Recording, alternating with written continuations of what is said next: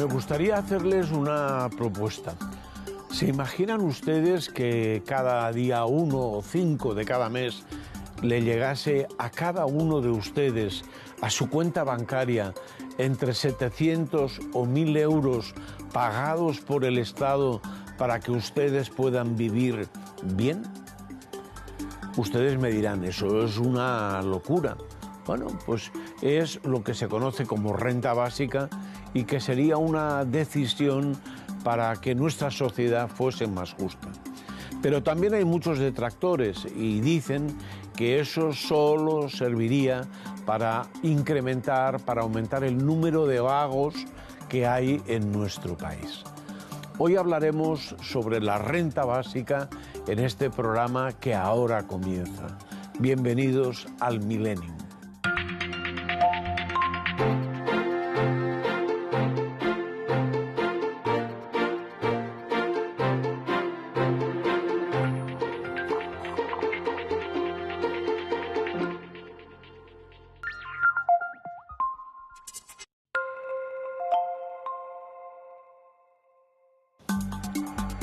Antes de comenzar el programa de hoy, me gustaría tener un pequeño recuerdo para una persona que fue muy importante en esta casa, en donde lo fue prácticamente todo. Fue director de programas de televisión española en Barcelona, en los antiguos estudios de Miramar. Fue director de programas en Prado del Rey. Se llamaba Juan Manuel Martín de Blas. Era conocido por todos como Manene y que fue una de esas personas que aportó mucha inteligencia y consiguió atraer a muchas personas de otros sectores para que trabajasen en esta casa. Se me ocurre, por ejemplo, el caso de Montserrat Roig, se me ocurre perfectamente el caso de Terence Simons, y podíamos hacer una larga lista. Manene, Juan Manuel Martín de Blas, murió hace unas semanas y hoy, en este último programa de la temporada última, me gusta hacer este recuerdo. También hay otra persona que ha fallecido hace muy poco, importante, pero ustedes le conocen menos porque su trabajo era realmente de puertas adentro, que es Ramón García Rubio. Dejemos nuestro recuerdo para ambos y sigamos con el programa de hoy. Hace algo más de 500 años, en 1516, un escritor, Thomas More, publicó Utopía. En aquella fábula describía una isla fabulosa en la que los seres humanos habían alcanzado el máximo de bienestar, de felicidad. Fue allí donde nació lo que hoy conocemos como renta básica universal, ya que Moore, hay que decirlo así, explicaba que en ese lugar perfecto todo el mundo tenía un sueldo garantizado. Y ahora viene la pregunta esa que he hecho al comienzo del programa. ¿Qué le parecería a usted si cada mes, el día 1, encontrase en el banco una aportación del Estado de 800.000 euros y que nos permitiese sostener nuestra fórmula básica de vida? A unos les parece muy bien porque cree que sería muy justo y a otros les parece muy mal porque eso será una manera de criar gandules o de aumentar la gandulería de otras personas. Vamos a hablar hoy, esta noche, aquí en el programa, sobre ese tema que a mí me parece muy interesante y sobre todo por sus implicaciones filosóficas que tiene, ¿no? Nuestros invitados, en primer lugar, el señor David Casasas, sociólogo, vicepresidente de la Red de Renta Básica, miembro del Comité Asesor de la Red Mundial para la Renta Básica, profesor de Teoría Social y Política en la Universitat de Barcelona, miembro del Comité de Redacción de la revista Sin Permiso, colaborador del Observatorio de los Derechos Económicos, Sociales y Culturales, y ha publicado este libro, Libertad Incondicional, la renta básica en la Revolución Democrática, que está publicado por Editorial Paidós. Bienvenido. Muchas gracias. Yo quisiera hacerle una pregunta y también hacer de abogado del diablo. Está bien. Nunca se dice ser abogado de los angelitos, siempre abogado del diablo. Son más divertidos. ¿Sí? No lo sé. Perdón. Nada. Si mañana el Estado le da a cada ciudadano 1.000 euros, ¿no es muy posible que al día siguiente todas las tareas desagradables se quedasen sin hacer? Hombre, yo creo que sería deseable que si el Estado, las instituciones públicas nos proporcionan 1.000 euros, 800 o 700, los que sean, y la gente, digamos, se retira de esas actividades, o sea, de entrada eso me parece una gran noticia. O sea, la posibilidad de decir no a según qué tipo de actividades y en según qué condiciones, me parece que sería una gran noticia. Obviamente, a partir de ahí tendríamos que analizar qué hacemos con esas tareas desagradables, si deberían incrementar los salarios o mejorar las condiciones laborales de esa gente, trabajar menos horas, robotizarlas, repartirlas, pero de entrada que aquellos que siempre tienen que pagar el pato haciendo los trabajos más desagradables porque están desposeídos y desposeídas puedan decir que no, a mí me parece que sería una gran noticia inaudita en la historia del mundo moderno, ¿no? Gracias. También le quiero dar las gracias al señor Francisco Javier Braña Pino. Es doctor en Ciencias Económicas y Empresariales, especializado en Economía Política del Sector Público, tiene una amplia experiencia en el sector empresarial, tanto público como privado. Catedrático jubilado de Economía Aplicada de la Universidad de Salamanca, actualmente es investigador asociado del ICI, el Instituto Complutense de Estudios Internacionales de la Complutense en Madrid. Es coautor de este libro, ¿Qué hacemos con los impuestos? ¿Qué hacemos por una fiscalidad justa y suficiente que acabe con el fraude y la elusión en el pago de los impuestos? Es un librito corto pero sustancioso y da respuesta, según su visión, a qué hacemos con la fiscalidad. Usted en sus publicaciones y en sus conferencias cita al economista y filósofo indio Amartya Sen. ¿De qué manera la renta básica universal podría cumplir el sueño de permitir a las personas que demuestren sus verdaderas capacidades? Bueno, no es una respuesta no es una pregunta para un economista, esa, pues más bien para un filósofo o un pensador. Pero yo estoy seguro que detrás de cualquier economista hay un pensador. Mi opinión personal, pero no es una opinión técnica, ¿no? Retomando lo que de Amartya Sen, una de las cosas fundamentales de la obra de Amartya Sen, que su último libro más conocido es Una idea de la justicia, es luchar contra la pobreza. Entonces, si nosotros, porque la pobreza para Amartya Sen es uno de los grandes males y que provoca la pobreza y las hambrunas. Entonces, si conseguimos tener un instrumento que lo que haga es eliminar la pobreza y que sea un instrumento que desde el punto de vista económico-financiero fuera factible implementarlo, no digo que sea fácil, pero que sea posible, habríamos avanzado un gran paso en tener una sociedad más justa en el sentido de justicia de Amartya Sen, que a mí me gusta mucho cómo Amartya Sen define la justicia. Aunque la define en un libro de 600 páginas, que no es fácil de leer, pero que vale la pena. Yo recomiendo que se lea algún trocito de cómo él define la justicia. Pero sobre todo la justicia es que uno tenga medios suficientes para tener su propia vida y tenga capacidades suficientes para poder desarrollar su propia vida. Resumiendo mucho la idea de Amartya Sen. Gracias por estar con nosotros. A usted. Y yo espero también con mucho interés el poder oírle después en la tertulia, una vez estén presentados todos los invitados.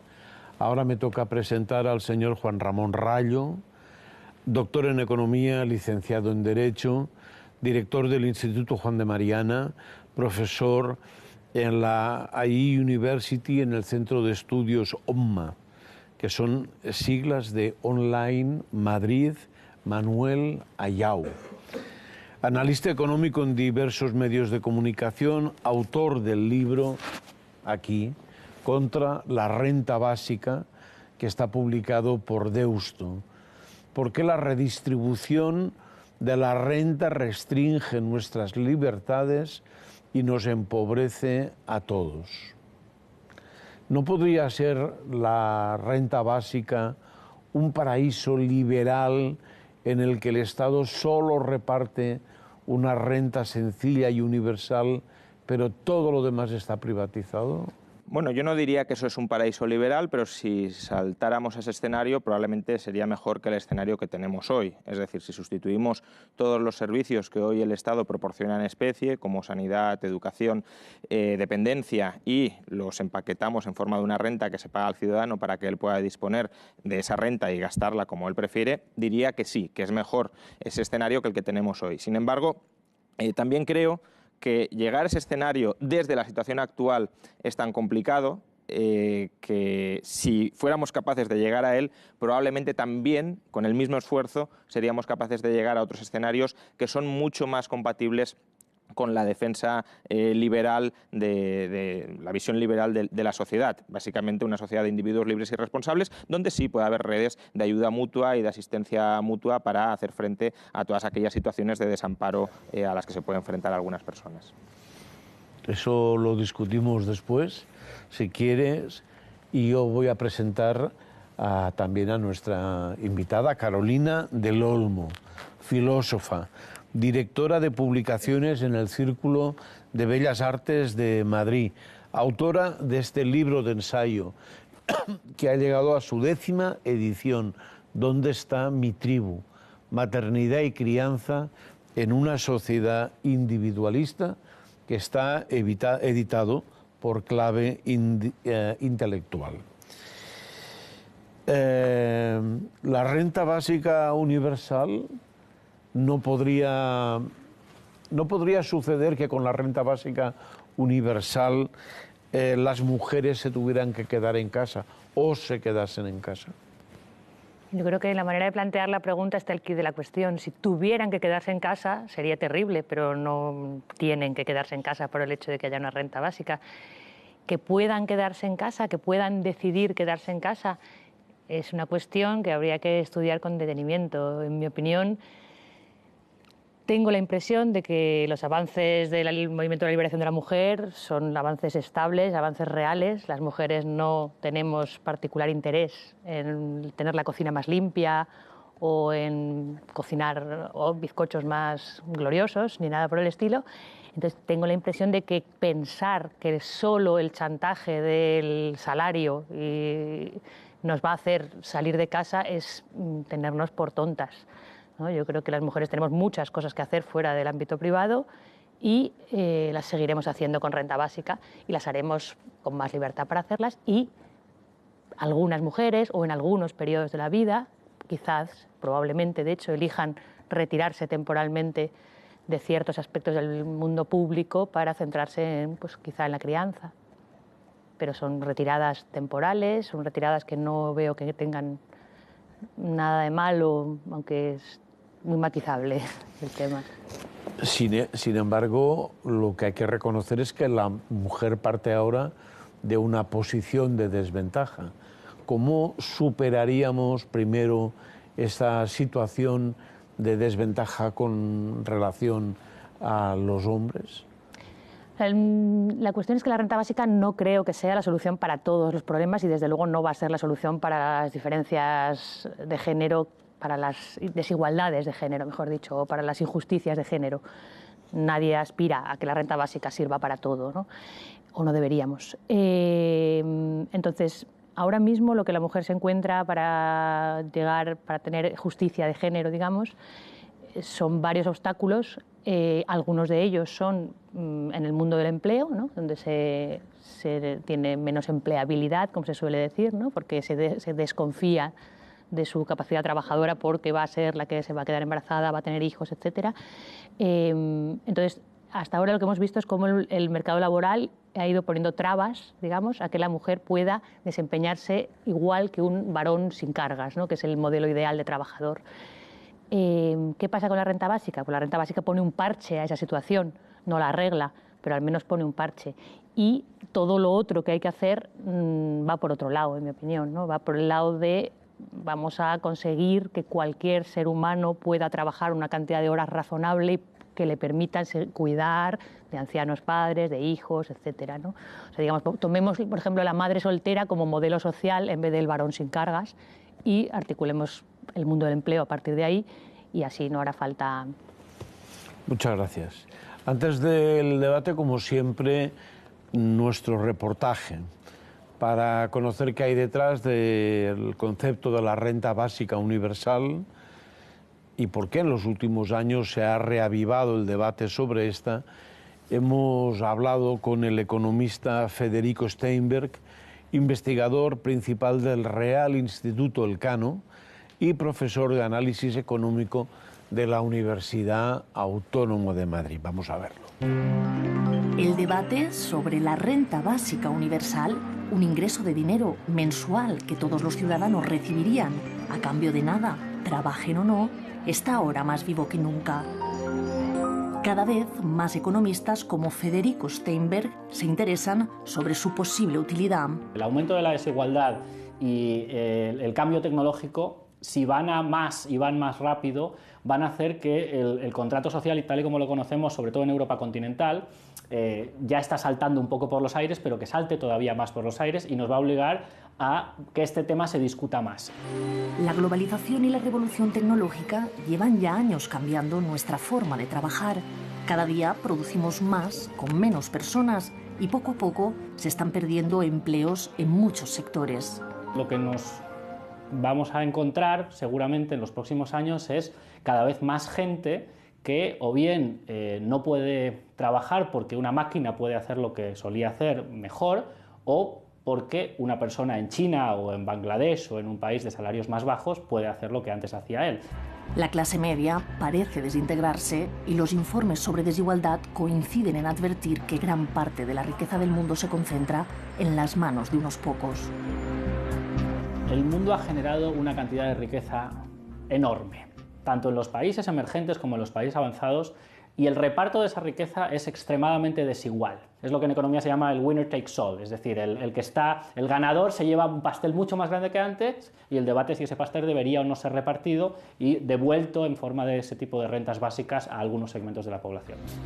10 años después de la crisis financiera, el paro en España sigue por encima del 16% y hoy ni siquiera un puesto de trabajo garantiza llegar a fin de mes. Tenemos que debatir como sociedad más qué queremos hacer con esta gente, que no la podemos ignorar, que está aquí, y que el descontento además ante, digamos, la globalización, la tecnología, la crisis social, el auge de los partidos antisistema y el cabreo generalizado que estamos viendo en muchas sociedades avanzadas tiene algo que ver con esto, ¿no?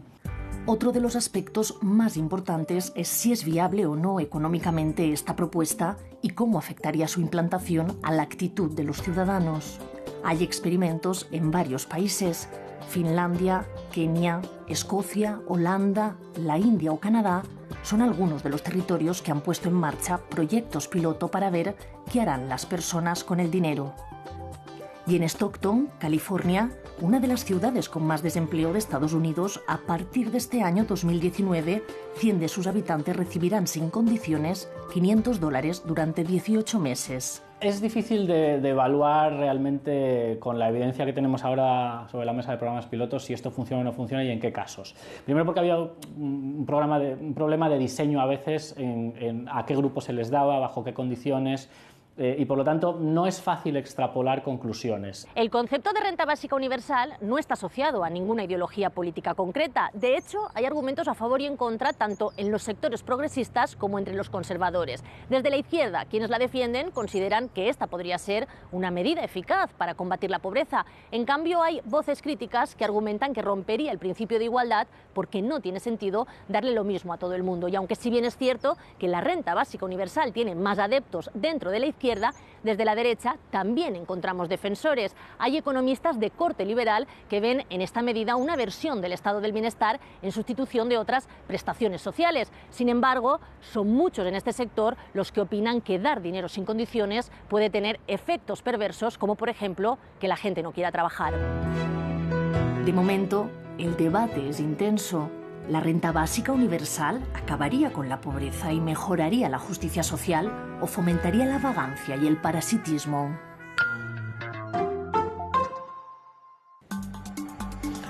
Creo que la pregunta que ha dejado sobre la mesa nuestra compañera es clara.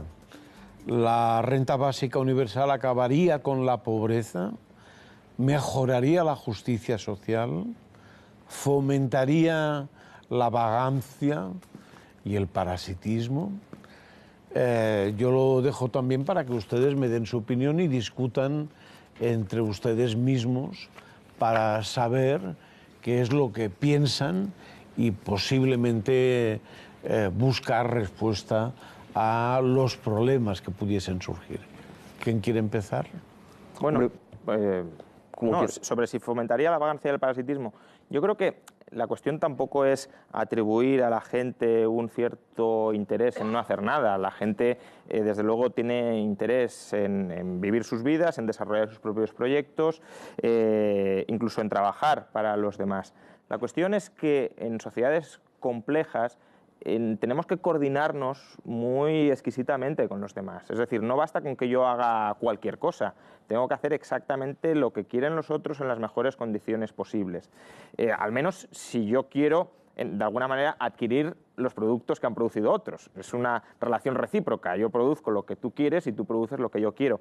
La renta básica, de alguna manera, rompe esta necesidad de reciprocidad, porque yo, de alguna manera, percibo lo que han producido otros sin necesidad de ofrecerles nada a cambio o sin necesidad de ofrecerles aquello que ellos quieren a cambio. Con lo cual creo que sí que, más allá de si promovería la vagancia o no, que no tendría por qué, desde luego lo que sí promovería es un individualismo antisocial. Es decir, yo me aíslo del resto de la sociedad, no me vuelvo corresponsable con el resto de la sociedad en satisfacer sus necesidades y vivo, eso sí, a costa de lo que producen los demás.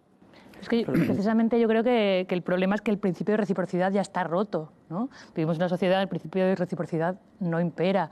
O sea, hay un montón de gente que se deja la vida trabajando de sol a sol por una miseria y hay un montón de gente, parásitos si quieres, de alto nivel, importantes parásitos, que no aportan lo que deben o que se quedan con toda la parte del pastel, ¿no? Entonces me parece que en un entorno como este, en un suelo tan desigual, ¿no? Permitir... O sea, yo ahí matizaría un poco la cuestión. Hay parásitos en nuestra sociedad, muchísimos, a través especialmente de esferas políticas, son las famosas élites extractivas. De eso no hay duda. ¿Todo aquel que percibe una alta remuneración es un parásito? No necesariamente si está generando un alto valor. Pero justamente creo que si hay parásitos, la forma de combatir eso no es de alguna manera diciendo, bueno, pues vamos a extender esas redes parasitarias por todo el mundo. Habrá que enfocarnos en esas élites extractivas y tratar de derrocarlas, no de compensar ese extractivismo con otro extractivismo. Pues estamos... Bueno, yo voy a la evidencia empírica, que es lo que a mí me gusta en estas cosas. Primero están los antropólogos, que demuestran, los antropólogos, el que más me gusta es Marvin Harris, lo que pasa es que es un antropólogo así un poco de izquierdas, a muchos no les gusta, pero los antropólogos demuestran que la reciprocidad ha existido siempre, que es la base fundamental del trabajo comunitario de la raza humana. Y dudo mucho que la renta básica, por lo tanto, fuera contra eso que está en nuestros genes. ¿En grupos de qué tamaño? ¿En grupos de qué tamaño? Históricamente. Sí, pero ¿en grupos de qué tamaño? Estamos hablando de grupos de 100 personas. En grupos pequeños y en grupos grandes, porque hay sociedades grandes y estructuradas en América Latina y sociedades pequeñas. Por ejemplo, en los mayas. que es una ciudad, por otra parte, no muy de poner como ejemplo, porque eran carnívoros, etcétera. Y además otras cosas. No avanzó muy bien. Pero ¿no? en segundo lugar, pero no solo esa historia de los antropólogos, sino luego los estudios que hay sobre por qué la gente trabaja. Entonces, lo que está claro es que hay que distinguir entre trabajar y tener un empleo. Yo creo que los que hablan de la vagancia, de esa expresión de quedarse ocioso, están hablando del trabajo remunerado, pero es que hay muchos otros trabajos que la gente podrá querer hacer y que son trabajos que son socialmente valorables. Es que estar atendiendo a mi madre en casa, y lo puedo hacer gratis, entre comillas, no es un trabajo como tal. Es decir, no estoy empleado, pero es un trabajo socialmente deseable. Entonces, y viene en tercer lugar el elemento es ¿cuánta gente quiere dejar de trabajar? Entonces la pregunta es ¿por qué hay gente que hace horas extraordinarias? ¿Por qué hay gente que trabaja muchas horas? ¿Por qué los súper ricos, en los grandes directores financieros, hacen jornadas de 14 horas y están llenos de dinero por todas partes? Entonces, la inmensa mayoría de la gente necesita trabajar, no tener un empleo, trabajar, porque es algo que está en la especie humana. Y entonces creo que, bueno, pues a lo mejor habría algunos que se dedicaran a la vagancia, a ser ociosos, pero habría otros que con eso podrían decidir por sí mismos qué es lo que quieren hacer. Los estudios que hay sobre efectos en el mercado de trabajo en ningún caso justifican que se acuse a un mecanismo como la renta básica ni las rentas garantizadas de que la gente por eso se convierta en vaga. Por otro lado, creo que es importante que pensemos qué significa ser vagos. Dejar de trabajar en Deliveroo significa ser vagos. Dejar de realizar trabajos de mierda, esto es un término académico o publicístico de David Graeber, no es que venga a hablar de palabrotas a la tele. Es convertirte en una persona vaga. Yo creo que está muy ausente del debate, no de este, sino en general, la cuestión de las relaciones de poder que permean el conjunto de la vida social, en la esfera del trabajo remunerado, en la esfera doméstica. Es decir, salir de relaciones de trabajo que son absolutamente alienantes para poder entrar individual o colectivamente en otras muchas esferas de trabajos remunerados o no remunerados que realmente tengan sentido para nuestras vidas, es algo que la especie humana, que los humanos deseamos, y los experimentos así lo demuestran, ¿no? En ese sentido, más que un problema de vagancia, yo lo que diría es, tenemos una cantidad ingente de talento desperdiciado en el mundo capitalista, porque el capitalismo nos desposee de recursos. Como consecuencia de esto, nos manda sí o sí al mercado de trabajo a aceptar lo que eso nos ofrece, porque no se ofrece, se impone, si es que se impone, porque paro del 25%, etc. Tú no puedes codeterminar en qué haces, en el hogar pasa 3/4 de lo mismo, con lo cual toda esa gente que se está agarrando al hierro ardiente del trabajo de mierda está dejando por el camino unas cantidades de talentos monumentales que ellos y ellas se pierden en términos de autorrealización y que todos nos perdemos en términos de eficiencia colectiva, ¿no? Por lo tanto, yo entiendo que la renta básica y el empoderamiento con recursos incondicionales en general es un debate que viene a plantear la posibilidad de que todos y todas podamos realmente emprender caminos productivos, reproductivos, propios, individualmente, colectivamente, de mil maneras, ¿no? Por tanto, yo no lo vería como un problema de vagancia, sino como, de entrada, como una forma de decir no a lo que llegue y como una palanca de activación de muchas formas de actividad que hoy están absolutamente sepultadas, están enterradas. Pero es que, de nuevo, actividad orientada hacia qué. Insisto, yo he empezado diciendo que no tiene por qué promover la vagancia o que creo que no es el tema fundamental.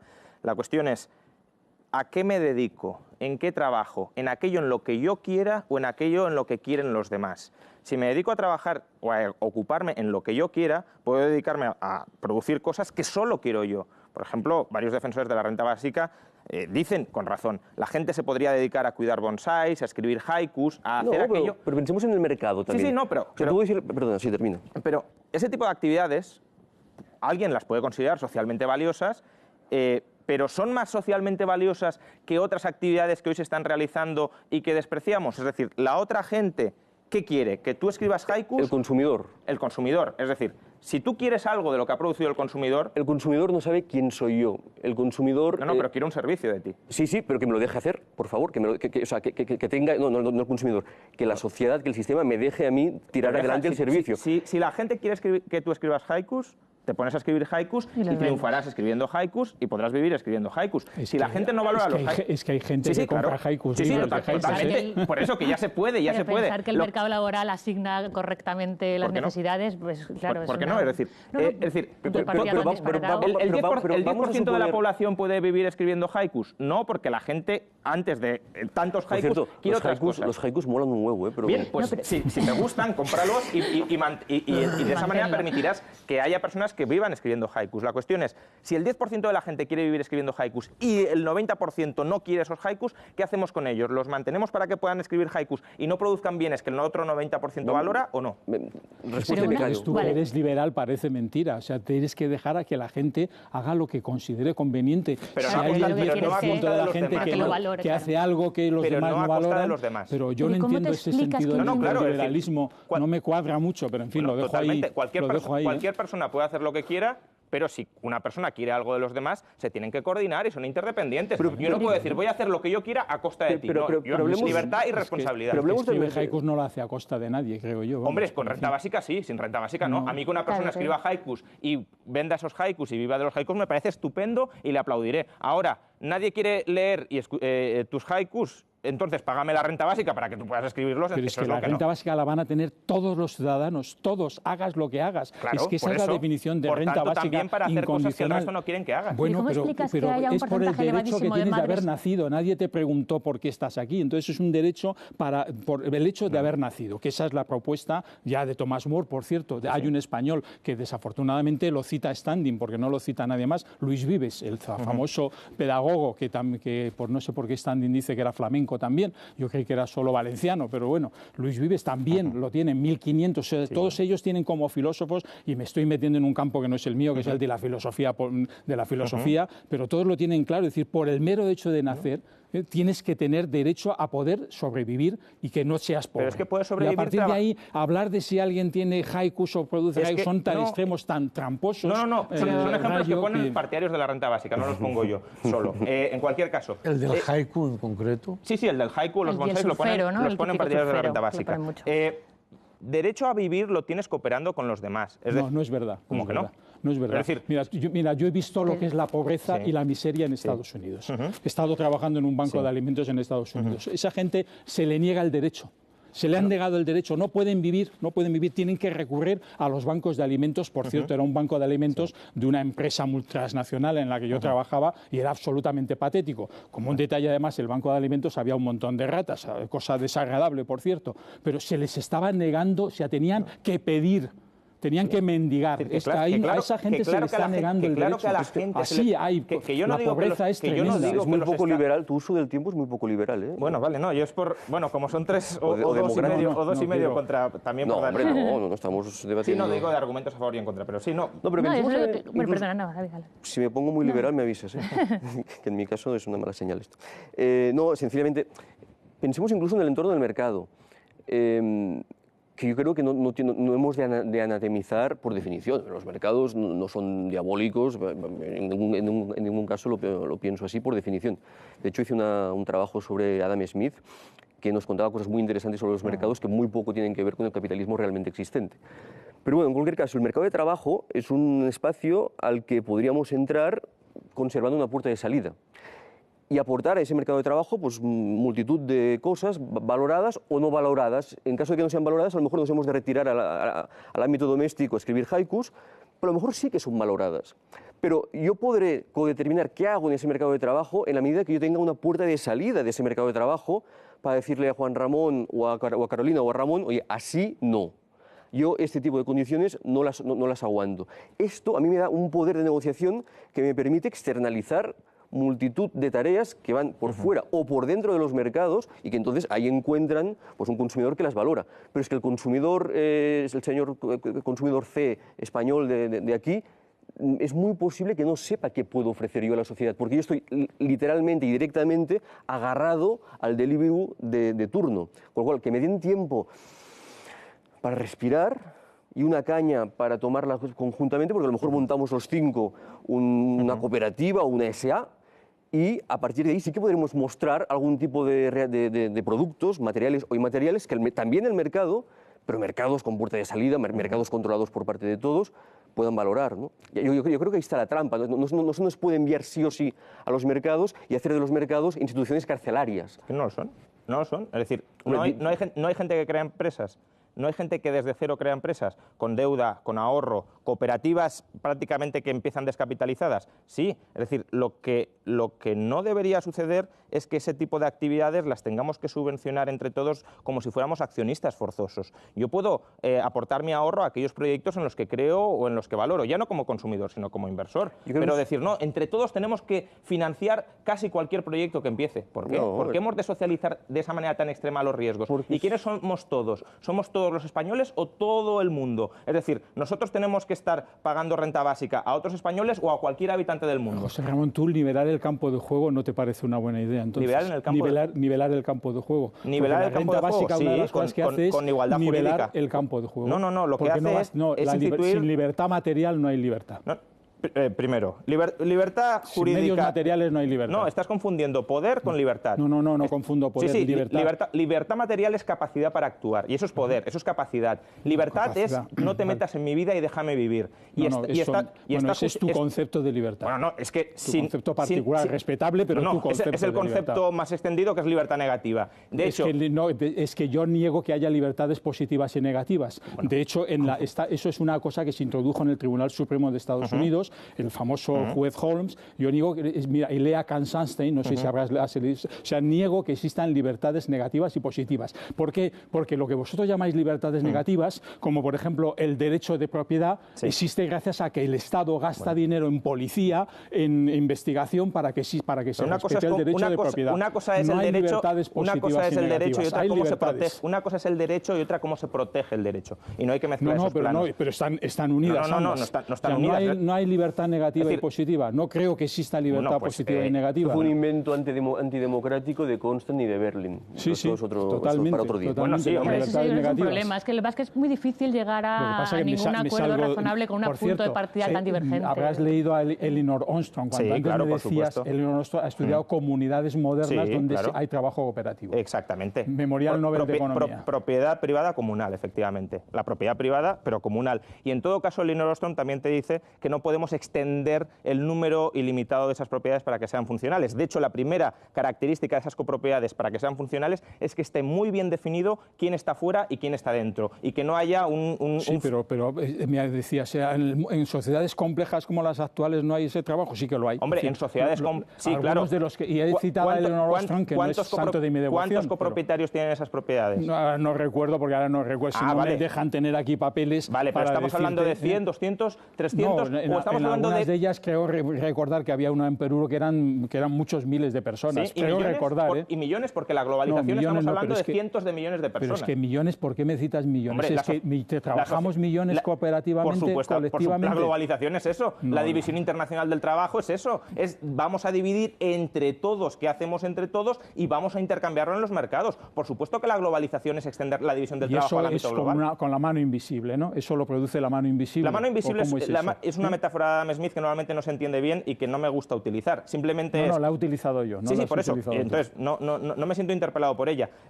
Simplemente yo produzco lo que otros valoran y en la medida en que los otros valoren, me lo comprarán y yo podré comprar con esa prestación lo que las instituciones no existen. Un momento, tú explicas que todo el mundo valore tanto, por ejemplo, tareas como la crianza y sin embargo nadie esté dispuesto a remunerarlas. ¿Cómo explicas que haya tal cantidad de empleos socialmente valorados, empleos no precisamente trabajos, en general, no empleos socialmente valorados y socialmente necesarios y sin embargo que no son remunerados o en el mercado no encuentran por ejemplo la crianza, ¿no? Yo creo que en general la gente valora su crianza y por eso la gente está dispuesta a asumir costes muy grandes, mujeres u hombres, sobre todo históricamente más mujeres que hombres, y eso es algo que culturalmente creo que habría que cambiar, pero la gente está dispuesta a asumir un coste muy grande para criar a sus hijos. Que esté dispuesto a asumir un coste muy grande para criar a los hijos de otros, ya no lo veo tan claro que eso socialmente... Yo creo que la gente se da cuenta de que hace falta un recambio generacional. Una cosa es que lo digan, y que digan, me gustaría que en esa sociedad hubiese una demografía más positiva. Otra es, ¿cuánto estás dispuesto a aportar tú? Y no necesariamente en términos monetarios, puede ser en términos de, oye, vas a cuidar a los hijos del vecino, ¿para qué? ¿Cuánto estás dispuesto a aportar tú de tu vida para que ese objetivo se realice? Y ahí creo que, si nos remitimos a los hechos, bastante poca gente hace honor con sus hechos a las palabras de me gustaría que haya más democracia. Bueno, porque hace falta una institucionalización, evidentemente en términos privados de caridad nadie va... Se puede institucionalizar a escala comunitaria, por ejemplo, y no se hace. No, pero que en una sociedad compleja, como tú has dicho, hace falta una institucionalización correcta y el mercado no es. Es que el elemento fundamental es que existen las instituciones y, y el mercado es una institución más. Y entonces, si dejamos de lado las instituciones como son el Estado, las comunidades y luego lo que va asociado a esas instituciones, que es el derecho, incluyendo el derecho de propiedad, entonces la globalización existe porque hay instituciones que han dejado de hacer o instituciones que hacen. Cosa que, por ejemplo, para los liberales es curioso cómo, no me refiero a ti, las instituciones no entran en el debate. Esto es llamativo. No, hombre, como que no. Yo intentaría resumir un poco todo este... Hayek solo habla de instituciones. Yo intentaría resumir un poco la parte inicial del debate diciendo que hemos de evitar descripciones del mundo según el cual aquí solo hay relaciones psicológicas. Braña tiene un manzano, yo tengo un peral, a él le gustan las peras, a mí me gustan las manzanas, luego hacemos un intercambio voluntario porque nos basamos meramente en relaciones psicológicas. No, en el mundo hay relaciones de poder y por lo tanto, entre Braña y yo, cuando firmamos contratos de trabajo, cuando estamos en el hogar, y por lo tanto, el querer es poder al que ahora parecía que aludías, es un cruel sarcasmo que no se lo podemos decir al señor o a la señora que es madre soltera y que está en el Deliveroo y que además es socióloga y que además traduce y que entonces le decimos, y ahora emprende porque puedes. Claro que hay gente que puede y claro que la voluntad es importante en esta vida, pero hay estructura social. O sea, no podemos hacer un análisis del capitalismo ni de ningún tipo de formación social sin hacer ese análisis en clave histórica, cuáles han sido las dinámicas históricas que han causado la formación social en la que estamos, con los diseños particulares políticos, porque el capitalismo también se ha diseñado. Todos los mercados capitalistas son el resultado de intervención del Estado que los han diseñado de una manera determinada. Por tanto, necesitamos historia y necesitamos sociología. Necesitamos entender cómo operan las relaciones sociales en todos los rincones de la vida social y nos daremos cuenta, sigo con las palabrotas, lo siento, de que el mundo va a hostias. Y ya que esto es así, porque hay recursos escasos, de los cuales unos cuantos se apropian privando a los demás de sus recursos. Yo voy a tomar por lo cual una eso cosa hay que regularlo para que todos podamos actuar, para que todos tengamos la famosa capacidad de obrar de la que se habla en derecho, ¿no? De nuestro futuro inmediatísimo, y es la llegada de los robots a las líneas de trabajo y al funcionamiento del trabajo. Eso significará que habrá muchos menos puestos de trabajo para muchos ciudadanos. ¿De qué van a vivir? Hay varios estudios al respecto sobre todo esto. Perdón, por empezar, lanzo. No se sabe muy bien. No se sabe muy bien. Es decir, los datos bailan. En España se habla de un 12% de empleos eliminables o robotizables. A nivel de Unión Europea se habla de un 54%, menos en Estados Unidos se habla de un 45%. Bueno, de todos modos, yo quisiera subrayar un tema que a veces se nos escapa. Bueno, de entrada decir que obviamente la evidencia de que va a haber destrucción de puestos de trabajo es uno de los argumentos a favor de, bueno, pues si se rompe el vínculo entre ocupación e ingresos, pues a lo mejor ese vínculo hay que restaurarlo de otro modo, ¿no? Derechos de ciudadanía, ingresos. Aún así, y si defendiendo la renta básica, yo quisiera también decir que no podemos caer en determinismos tecnológicos. Si el hecho de que tengamos tecnología no quiere decir que la tengamos que aplicar sí o sí en todos los espacios donde sea aplicable. Con lo cual aquí hay un debate societario muy importante sobre qué queremos robotizar y qué no queremos robotizar. O sea, ahora bien, los robots no van a venir solos, claro, alguien tiene que decidir que mete el robot. Ahora bien, que podamos aprovechar el robot para salir del tiempos modernos de Chaplin y liberar tiempo para los cuidados o para otra cosa, que realmente tenga mucho más que ver con aquello que somos y queremos ser, pues yo creo que es una oportunidad interesante. Pero no caigamos en determinismos tecnológicos cuando además los datos tampoco están del todo claros, ¿no? No, es que hay una dispersión enorme. Desde el estudio de Osborne y alguien más que ahora no recuerdo, Oxford, sí, Osborne y Frey. Sí. Y Frey, eso, Osborne y Frey, o Frey Osborne en Estados Unidos, que hablaba del 40 y tantos %. La Fundación Europea de Condiciones de Vida ha creado un área específica de estudio del impacto de la robotización, que está publicando varias monografías bastante interesantes, y no es posible decir cuántos empleos se van a hacer, van a desaparecer y cuántos se van a crear. Lo que sí es cierto es que la robotización es un cambio en las formas de producir, como lo fue en su momento pues la cadena de montaje, el Fordismo, etcétera. ¿Y dinero para pagar la renta básica universal lo hay? El dinero de sobra.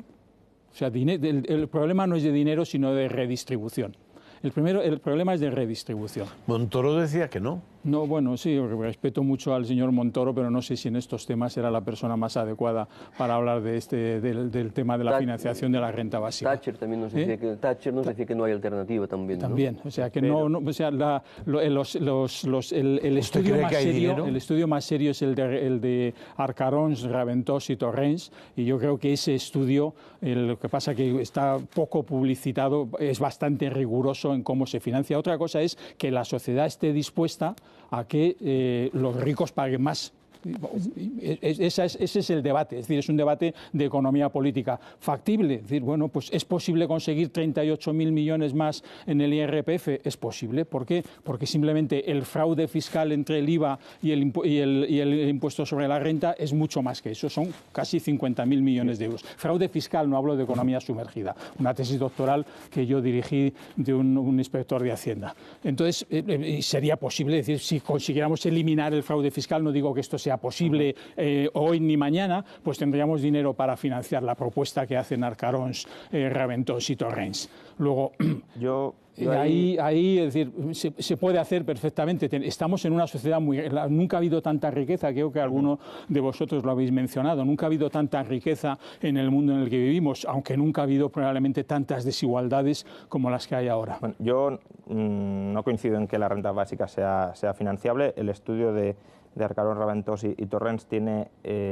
un fallo fundamental, y es que no es un estudio que tenga en cuenta los efectos dinámicos de la propuesta. Es que no los pretende, y te han contestado a eso, sí, José Ramón. Sí. No los pretende, claro, no pretende hacer estudios dinámicos, no tiene en cuenta la elasticidad. Es como decir, no pretendo saber los efectos que va a tener esto, pero es que no es posible hacer estudios de comportamiento dinámico en economía. Perdona, pero no es posible. No puedes conocer la elasticidad de la base imponible. Es que la elasticidad de la base imponible es un invento en particular, y además he de decir... O sea, ¿no reacciona la gente? Sí, la gente reacciona, vale, pero medirlo es dificilísimo. Bueno, pero entonces, el argumento ¿cuál es? Como no los podemos medir, no lo midamos, pero vamos a decir que es perfectamente financiable. Es lícito hacerlo, porque igual que ellos mismos tampoco tienen en cuenta, y existen estudios, en este caso, igual que hay divergencias sobre cuál es la elasticidad de la renta imponible o de la renta agravable, sobre los efectos que tiene sobre la salud y sobre la educación. Lo poco que hay sobre el experimento que se hizo en Ontario, en Canadá, demuestra que mejora mucho la salud de las personas, la salud, y por lo tanto eso produce más. Y eso el estudio no lo tiene en cuenta, porque es un estudio estático. Además, lo que pierdes de base imponible por la parte que se retira, lo aportas por la parte que emprende, por ejemplo. A tu crítica hay una respuesta muy clara. Si puedo formular la crítica los estudios, bueno, sí, termina de formularla. Sí, no, básicamente que no tiene en cuenta los efectos dinámicos del modelo, es decir, no solo es aflorar 38.000 millones más, es incrementar el tipo medio sobre las rentas altas hasta el 50%. Actualmente está en el 32%, es decir, si incrementamos el tipo... Es el 46%, pero bueno, da igual. No, ese es el marginal, no el medio. Si te vas... eso es el marginal. El tipo del tramo más alto termina siendo el 46%. El marginal depende si tienes un impuesto de un tramo, un impuesto lineal, si te vas a la memoria de recaudación del IRPF, el tipo medio para las rentas de más de 300.000 euros es el 32-33%, considerando rentas del trabajo y del capital. Subiría hasta el 49%, es decir, es un aumento de en torno al 60% del tipo medio. Pensar que la gente no va a reaccionar en forma de menor carga de trabajo, en forma de menor generación de valor en el mercado laboral, cuando te están incrementando los tipos medios un 60%, creo que... Bueno, pues no me dejan tener papeles aquí, pero me gustaría, y porque me gusta ser riguroso, hay 3 trabajos que han tratado ese tema utilizando la elasticidad de la renta imponible. Uno es el de Manuel Sáez, otro de Manuel, más reciente de hace un año, de Manuel Sáez con Stokova y no me acuerdo qué otro autor, y luego está un estudio de unos alemanes que utilizan la elasticidad de la renta agravable, porque uno de los primeros que empezó a estudiar esto es Manuel Sáez. ¿Sabes cuál es el tipo que dicen que el tipo máximo que se podría tener en el impuesto sobre la renta? El 68%, entre el 52 y el 68. Curiosamente, y están utilizando lo que tú dices, y son estudios que se pueden criticar porque precisamente se basan en supuestos neoclásicos sobre el mercado de trabajo.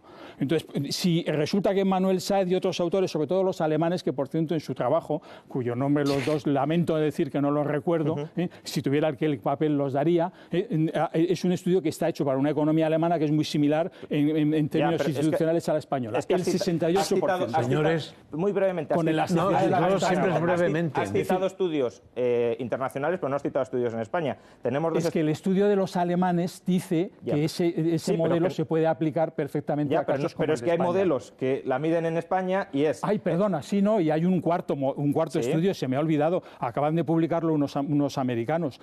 Coge el caso de España. Coge el caso de España. Es una penita no poder tener aquí los papeles. ¿Y cuál es? Coge 15 países de la Unión Europea y calcula el tipo óptimo para cada país. Vale, en el caso de España, la elasticidad para los tramos altos está entre el 1,1 de Honrubia y el 3% de José Félix Sanz. Eso implica que si subes impuestos a las rentas altas, recaudas menos. El tipo de José Félix Sanz... Pero Carolina ha dicho algo muy razonable. No, 3% considerando el trabajo del capital. Pero están hechos sobre todo el de José Félix Sanz, sobre estudios sobre comportamiento del mercado de trabajo neoclásico, que consideran que todo el mundo es autónomo. Es decir, yo confío más de Manuel Sáez, cuyo el 1%. Apelo a su generosidad. Francamente, a nivel académico. Apelo a su generosidad porque Carolina del Olmo prácticamente no la hemos además, este es un dejado tema hablar. Aburrido, y hablar con él sin papeles es complicado. Pero si me viniese usted con papeles, daría una conferencia. Hubiera sido más corto. No, pero tenemos algo que aportar nosotros. O sea, creo que Carolina. No es mi tema, ni muchísimo menos. Yo lo que decía es que igual que no tienen en cuenta la cosa dinámica de lo que puedes perder de base imponible, porque la gente curre menos en vista de que le van a tasar más, que es bastante dudoso por lo que yo tengo entendido, hasta un cierto punto, tampoco están teniendo en cuenta lo que la gente emprendería, el tipo de negocios que se podrían empezar con una renta básica, el tipo de repartos diferentes que van a tener y qué tipo de empleos se iban a generar. Ni tampoco lo que dejarían de trabajar o que se dedicarían a trabajar en actividades no monetizables entre los receptores netos de la renta básica. Y tampoco lo que habría que subir los salarios para que, por ejemplo, alguien tuviera ganas de dejar a su propio hijo e ir a cuidar al mío. Al final, si subes salarios y subes precios, te puedes terminar absorbiendo la renta básica vía subidas de Puede precios. ser. Es decir, la cuestión es, ¿hay una subida real de la renta tras el pago de la renta básica? Yo creo que la cuestión no? es que entrar al modelo de Raventós, Arcarons y tal, en un debate además de tele, yo creo lo veo un poco absurdo. Pero si no entramos, dar el resultado como si fuera fiable cuando porque no por lo es. ejemplo, hay otros modelos que no aspiran a financiarlo con el IRPF, que tienen muchas maneras de financiar la renta básica. Pues otros modelos, pero no de ese que es estático y por tanto no tiene en cuenta la realidad. Creo que sería interesante, me gustaría aportar sencillamente muy brevemente porque sé que hay más... Quedan 2 minutos. En medio lo hago. A ver. No, seguramente no, te he mentido, pero un poco más de medio. Lo de los efectos dinámicos es importante, los efectos dinámicos sobre los efectos dinámicos. Es decir, muchas cosas podrían ocurrir y son muy difíciles de predecir. Seguramente hay argumentos de justicia que nos han de empujar a actuar de entrada, ¿no? Pero en cualquier caso, el trabajo de Arcarons, Raventós, Torrents, para que los espectadores lo sepan, es verdad que es el trabajo más serio que hay publicado en el Reino de España, yo creo que es de los más importantes que hay. Es un trabajo que pretende demostrar que solo tocando el IRPF, es un trabajo pedagógico, para que la gente entienda que sin tocar ni un euro del actual estado del bienestar, que podría mejorarse mucho, solo con el IRPF se puede financiar la renta básica. Obviamente, a mí me consta que ni Arcarons, ni Raventós, ni Torrents, ni yo mismo, que soy el que estoy aquí, yo no soy ningún representante de nadie, ni ellos ni yo mismo estaríamos a favor de un modelo de financiación que se base solo en el IRPF. Evidentemente, aquí hay multitud de debates con base social también, movimientos sociales como por ejemplo lo que ha significado ATAC y los movimientos a favor de los impuestos sobre las transacciones financieras, etc. Es decir, hay una pluralidad de figuras impositivas que podríamos movilizar para financiar no la renta básica, sino el conjunto de paquetes de medidas que necesitamos para construir posiciones de invulnerabilidad para todos y todas, que es muy importante. Y déjame añadir, ahora sí en 10 minutos, que es muy importante hablar en 10 segundos, perdón, hablar del paquete de medidas, porque antes cuando hablabais del paraíso neoliberal,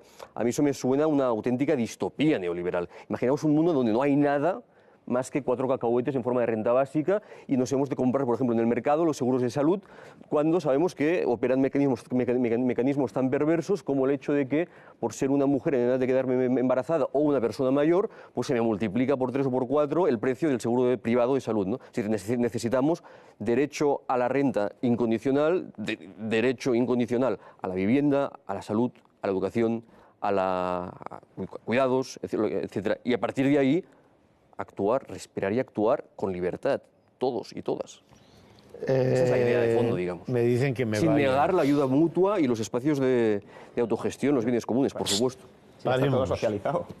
No arranque usted, que si no nos vamos. No. A ver, me he quedado con una cosa que usted ha dicho antes y vamos a hacer un programa la próxima temporada, que empieza ya, sobre relaciones de poder. Esto que está bien. Muchas veces hablamos de ellas, pero luego... O no hablamos de ellas. O no hablamos de ellas.